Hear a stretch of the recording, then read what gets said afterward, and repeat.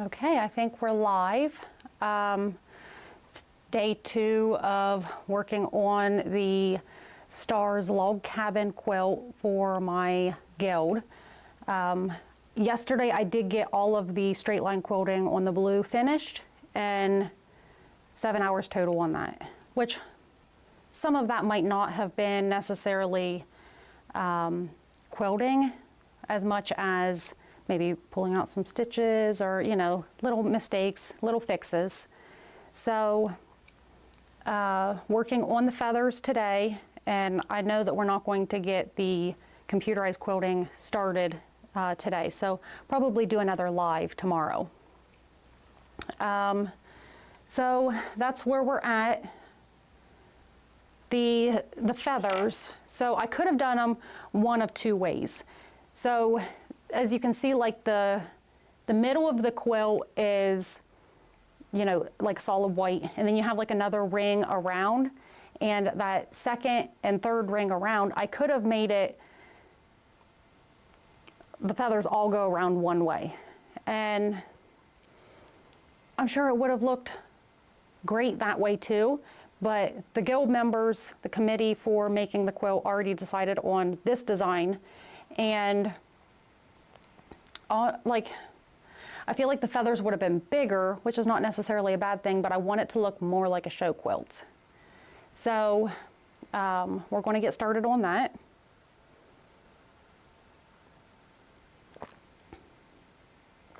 All right. Sorry if you can hear me swallowing. That's probably weird.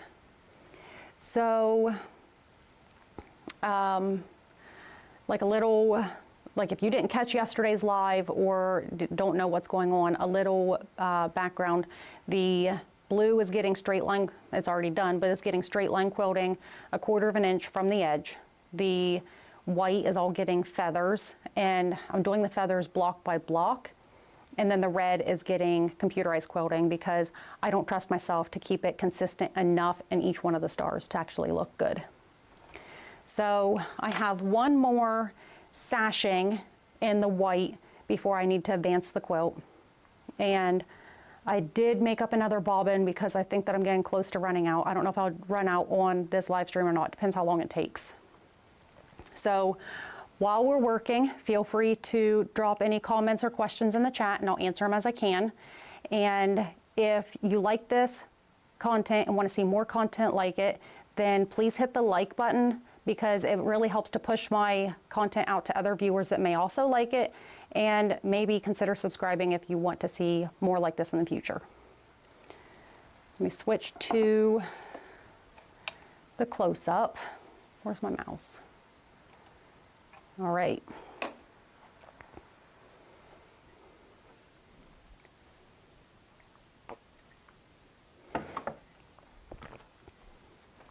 So these feathers, I have a pattern where from the middle, the feathers and the sashing, instead of going like one way and meeting in the middle, it's all going out from the center. So if you can imagine, you know, each one of these ones in this quadrant is going to go this way, and then the left quadrant will go up and the other way. I hope that makes sense. So sometimes whenever I'm doing feathers, I'll start at the end and then work my way back and then make the feathers. That way I don't have as many double ups on the line.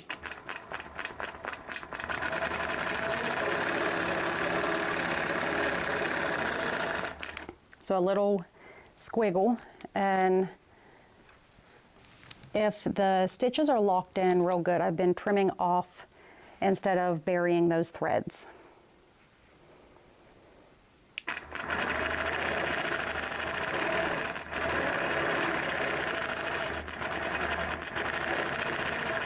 I don't know if you can hear on this audio. The needle sounds like it needs to be changed. So it kind of sounds like it's poking through really hard. It's not a clean sound. As soon as I finish this feather, I'll change it out.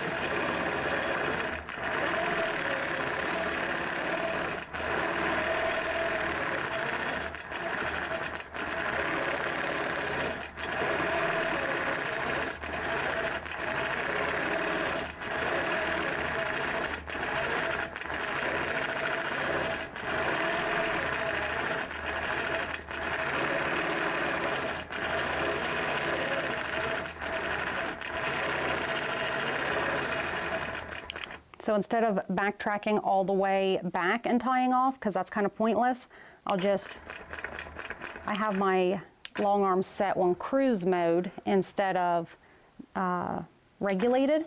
That way I get those extra stitches before I take off. So let's change out this needle. I have to find some stuff.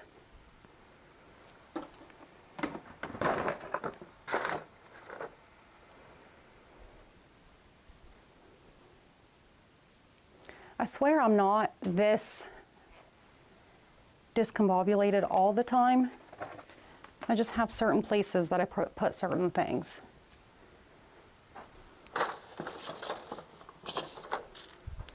I'm going to have to order more needles soon. So I am using Glide. I don't remember which one. I'll have to take a look. Glide number 40, and that takes a smaller needle, so it's a 4.0.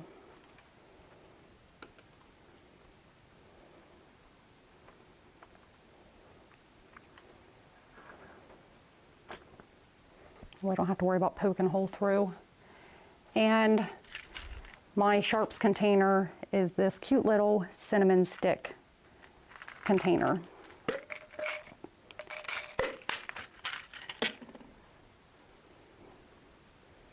So the needle has a front and a back, and the back is smooth and the front has this dip in it. I don't know if you can see it very well, but there is a groove all along the front.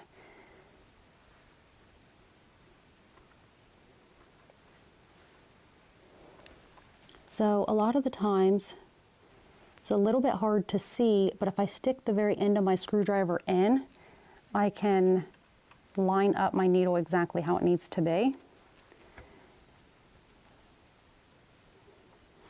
And sometimes it takes a couple times of getting it absolutely perfect because I don't want it rotated. I want it to be straight at that 6 o'clock position.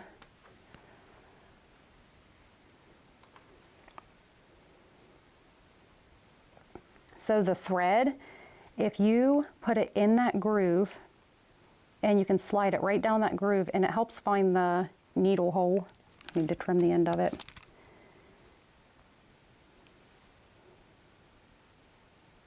And it goes right in, and you can just pull it through. If it doesn't wrap around.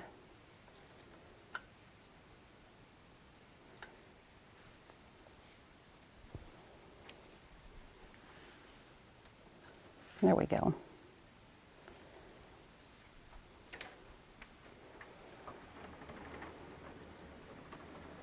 So all of my whites are done, and I'm going to go ahead and advance the quilt. Denise Creates, morning, first time here. Well, I'm glad to have you here. And I don't know what my plan is for going live in the future, but right now it's kind of daily on this quilt until I get it done. So you're more than welcome to join.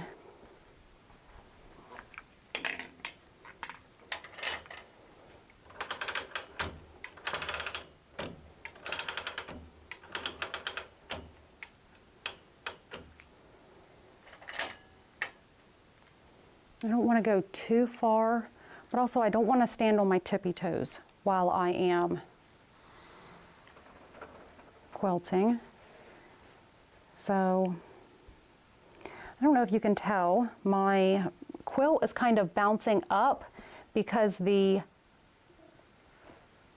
what is that called? It's not a red snapper. It's a leader grip is on the top of this bar. So that raises it up quite a bit. So see if we can get it more on the side so it's not raised up as high.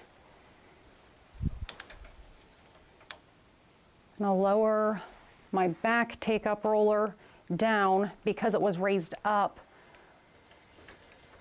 because that leader grip was underneath.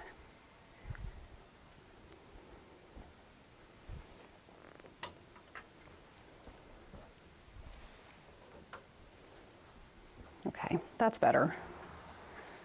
I'm going to go ahead and start over from this side again. And, oh, that's way too far back though. I'm going to go ahead and move it all back again because the top of the next block that I'm doing is all the way back here. And like I said, I want to have to tippy toe and I don't want to do that.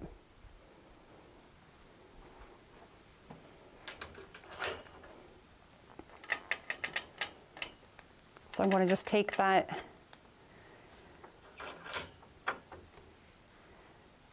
leader grip, and it's on the front now. So pretty sure that I'm going to have to raise this back up because that's back underneath.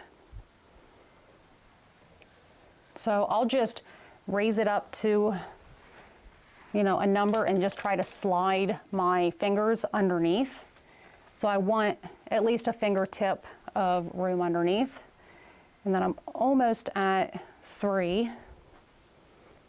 Raise this one up to 3. Okay. I like that setup a lot better.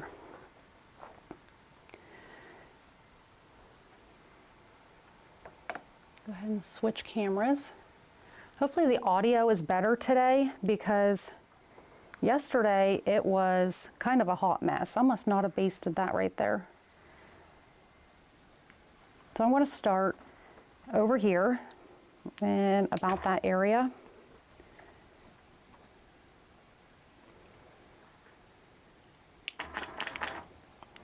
And my ruler. So I'm just adjusting. It's just easier to make that Y on each block because the feathers are made in a Y or a V shape. And it's easier to stay consistent with a ruler. So just want a little bit of consistency with my feathers as much as I can. And I'm lining up over here off to the side. That way, by the time that I get over into that corner, it is the right amount.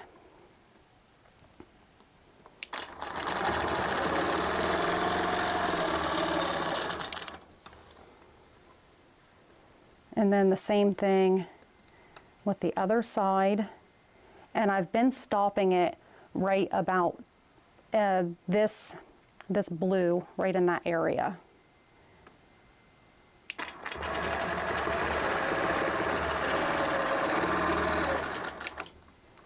I need to put my side clamps on.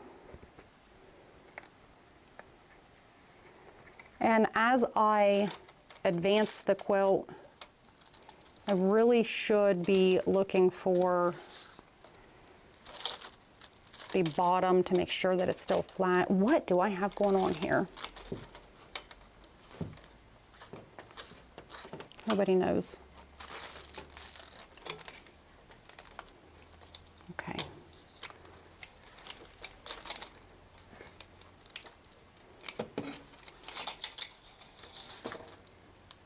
We'll just make it work because that's weird.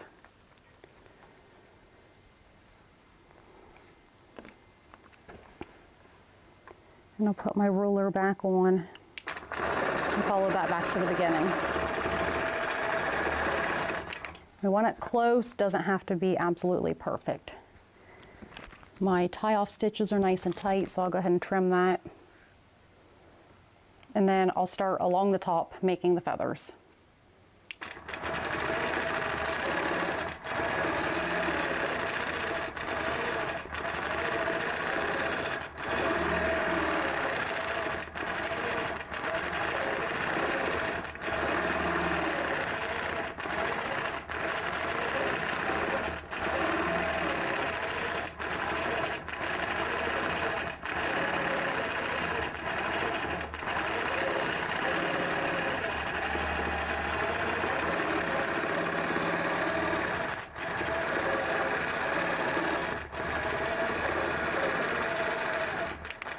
So as I'm working on the ends, I don't want to go too close over because the binding will cover up a lot of the feather. So I want to keep it about a finger width is kind of how I judge how far over I'm going to go. But it's, imagine how big your binding would be.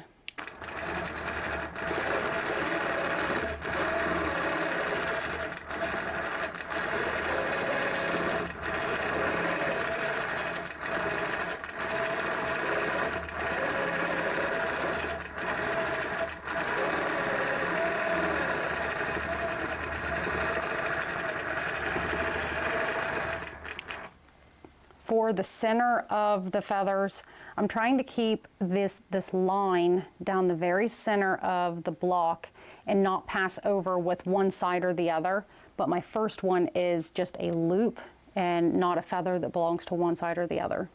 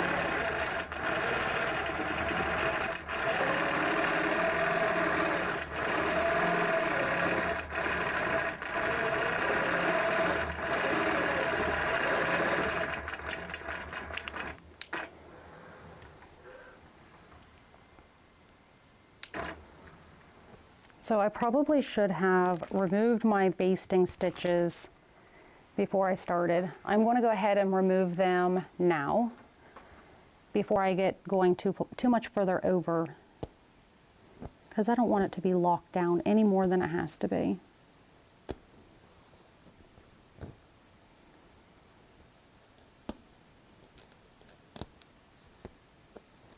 Ooh, almost stabbed into the quilt.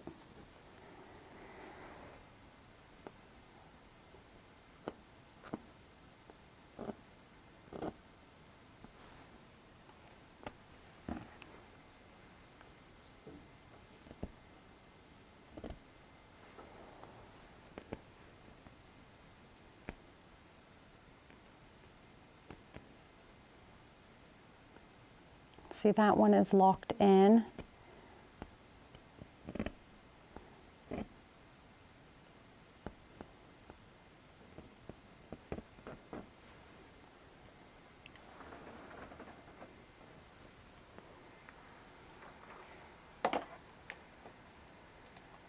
I'll just switch cameras while I'm working on this.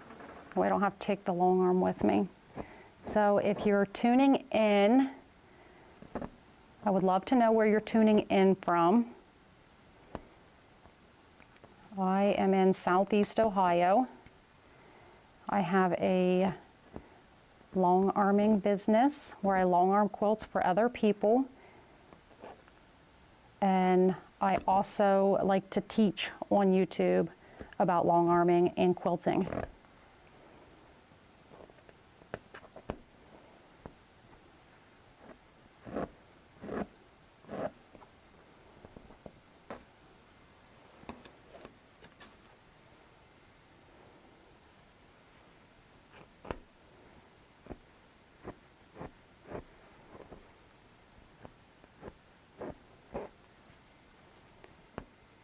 I'm not going to remove this whole row. I'll just maybe remove it as I go, because I don't know how long I'm going to be on live. There's no way I've been live for 20 minutes already.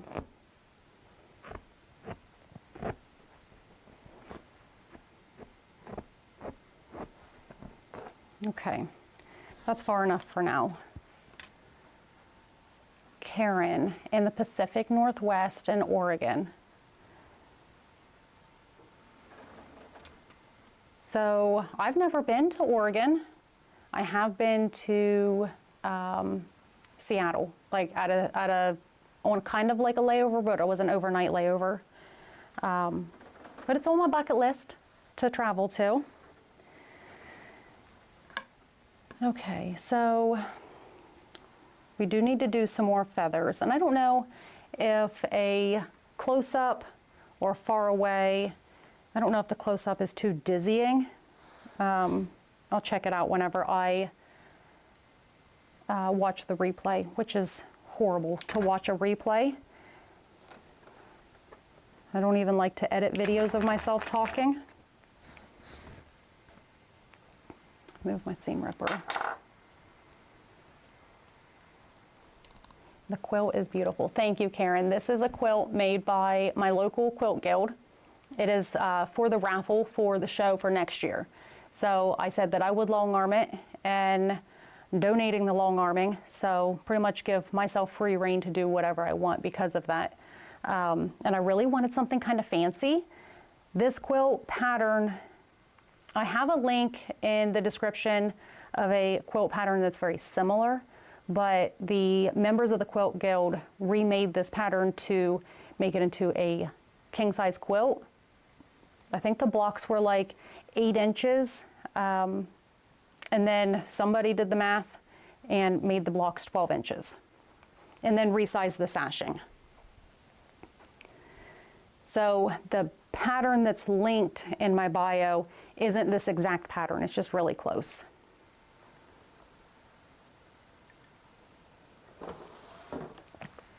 Thank you, Karen. Okay, so I'm going to go ahead and work on another feather. So now that you can see,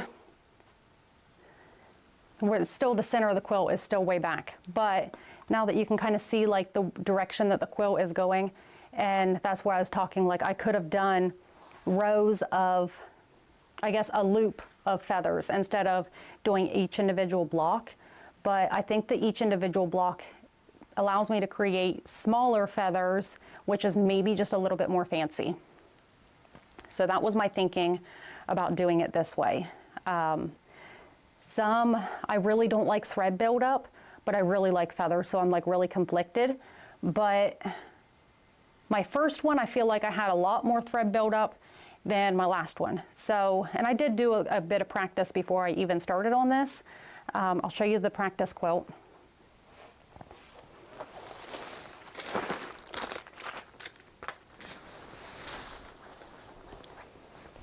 So you probably can't see a whole lot, but I did draw it out.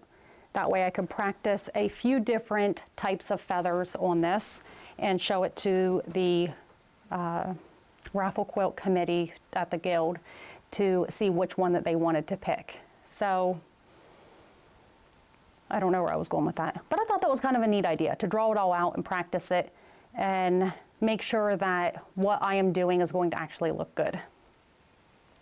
I want to go ahead and do a couple more feathers, and it looks like I've been here for 25 minutes. I don't want to take up too much time. I don't really know how long that somebody would actually sit and watch one of my live streams, so I don't want to be boring, but anyways, you know what I mean.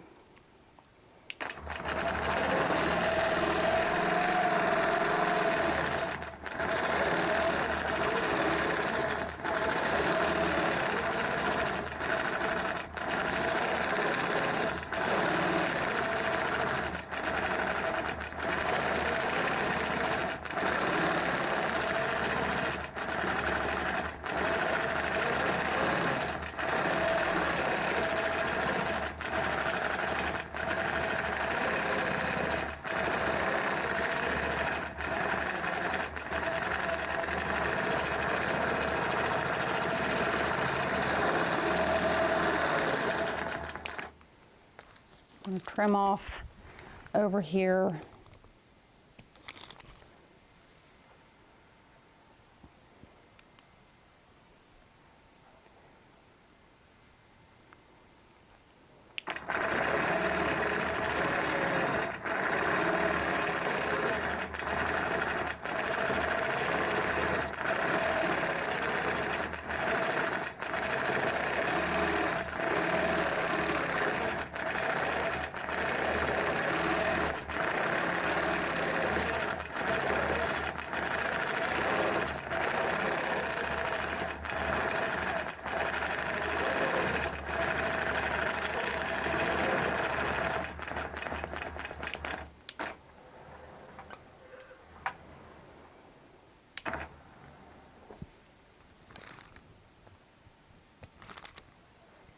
Okay, so I have a really bad habit of throwing my threads on the floor, but I just found out today when I was talking on the phone with my sister that if I just take my shoe, because I just started wearing shoes because of the concrete in the basement, it really hurts my feet. But if I just take my shoe and rub it, then all of the threads kind of ball up. So that was kind of neat. I've had to pull apart my sweeper and cut all of the thread out way too many times. Okay. See, make sure, I do have the ruler base on here, so I want to make sure that I have enough room to make my feathers. And I am literally like a half an inch from the edge. I really do like to work with my free motion stuff closer to me rather than far away, because I end up standing on my tiptoes and then it just ends up hurting my neck. Drink a coffee. Karen says, I would give my right arm for a long arm, LOL. I have a cutie frame, just not sure if it's worth it. You do better free motion quilting on your baby lock. So yeah, I agree. I was using a domestic on a frame, an old Grace frame, like a 90s probably. It's my mom's, we call it a long arm. My mom's long arm, and I used it for 10 years, over 10 years. And I actually, this quilt, on the rooster quilt, I actually quilted it on that one, and it's been to Paducah, Grand Rapids, and Lancaster, all AQS shows. So like, you don't have to have a long arm to do good quilting, but I'm so glad that I invested in this one.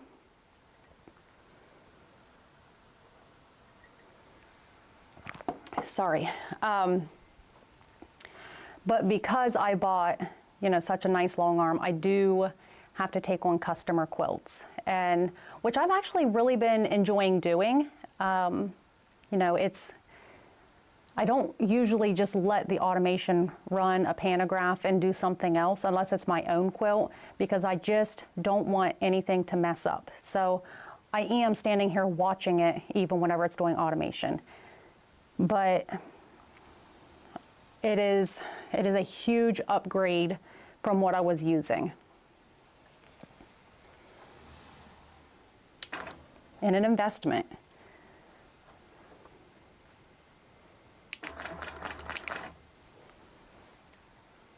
Where's my ruler?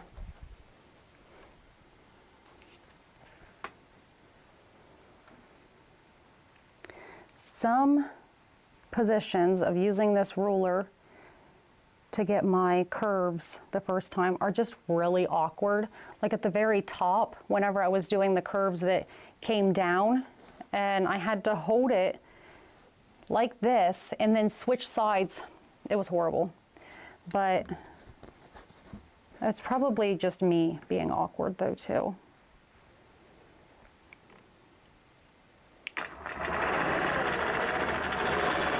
See? It might not just be me. Like that is kind of an awkward position.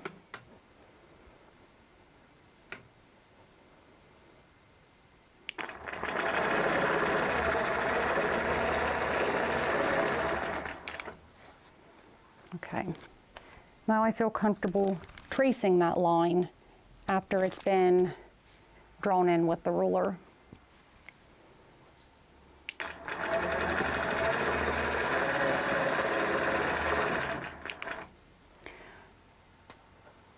Put you on the close up. I think the lighting's okay with that. So I had my camera set up from the front, and it was an awesome view of watching, but I couldn't see what I was doing, so I had to mount it to the side.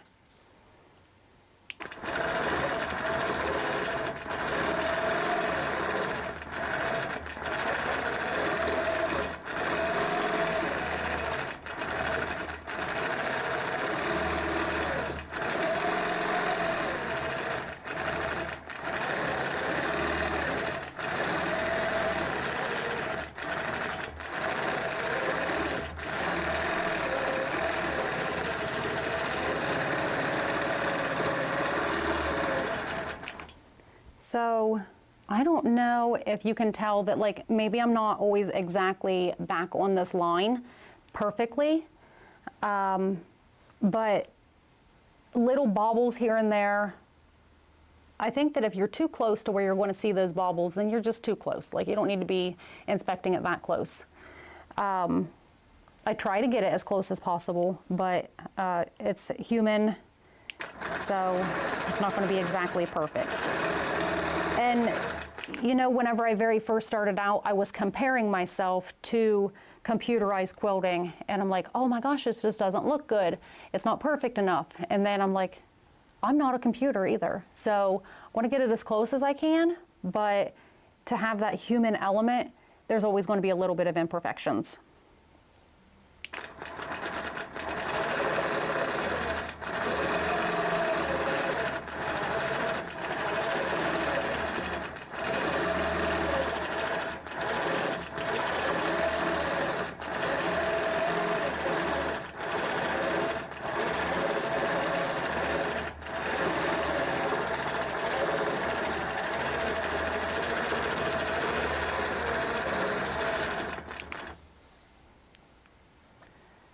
Okay, so same thing again, right through this center is where I am not letting the feathers cross over.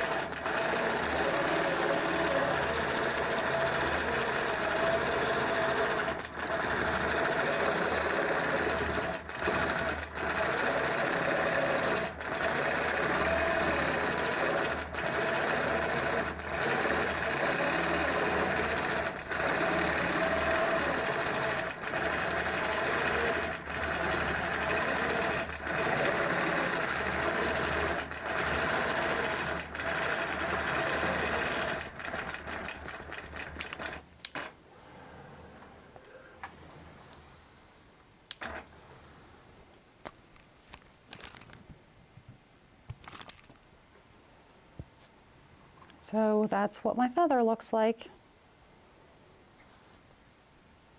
Feathers are my favorite. I don't know why that's moving. Okay, so it's a great view. Good. I'm glad that you can see well enough to see what I'm doing. And I do better. Beautiful feathers. Thank you. Feathers, like I said, feathers are my favorite. And I used to not like feathers as much whenever I first started quilting, and they grow on you, you know? Like, I don't think there's anything that I don't like doing. So, you know, sometimes different designs, I will make a practice quilt sandwich and practice before I do any work on, you know, somebody else's quilt, and sometimes even mine. Like, I use mine as practice quilts though.